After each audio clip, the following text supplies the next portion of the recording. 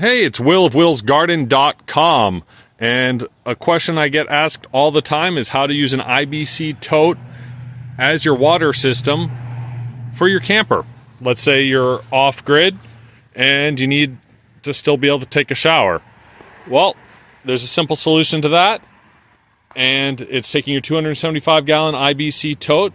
Make sure it's food grade. Get it from a reputable dealer such as ourselves, Hanover, Massachusetts. And use a garden hose step down.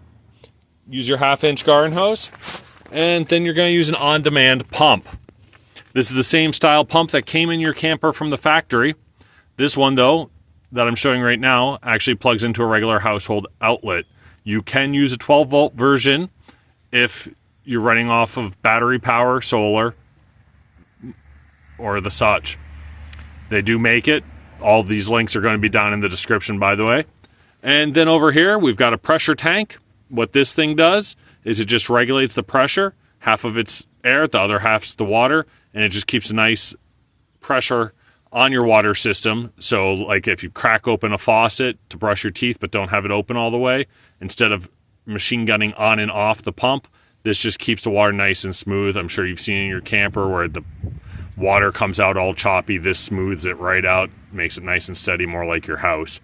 And then we're just going to come up here, and it just plugs into your city inlet. This is one of the few times I would tell you that it's okay to paint your IBC Tote black. It will actually gather some heat, warm up the water a little bit, which means you can take a nice longer shower. That 5-gallon water heater in your RV won't work as hard because the water won't be as cold. There's a nice 6-inch inlet on the top, easy to fill. And it's 275 gallons, so you shouldn't have to fill it very often. If you got any questions, willsgarden.com. Thanks. Bye. All right.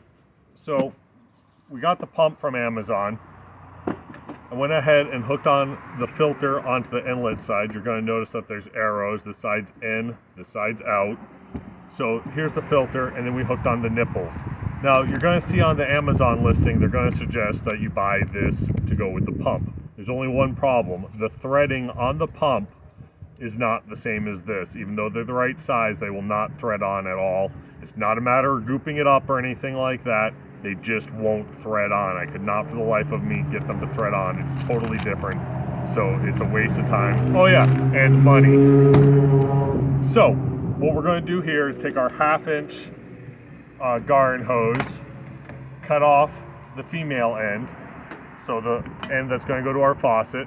We're just going to go ahead and throw on a hose clamp that we got to buy separately, stick it on, and tighten down the hose clamp nice and snug, and then we're going to take the other side and do the same, and then you're just going to be able to use everything.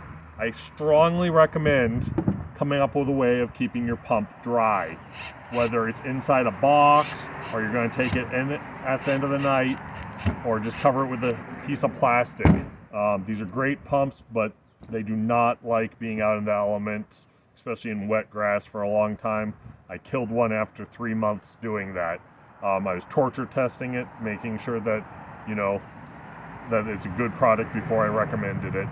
Go ahead to our website, willsgarden.com, order yours. It's going to be great. You're going to be able to hook it right up, easy install. Take the headache out of your rain barrel or your IBC Tote. Thanks. Have a good one.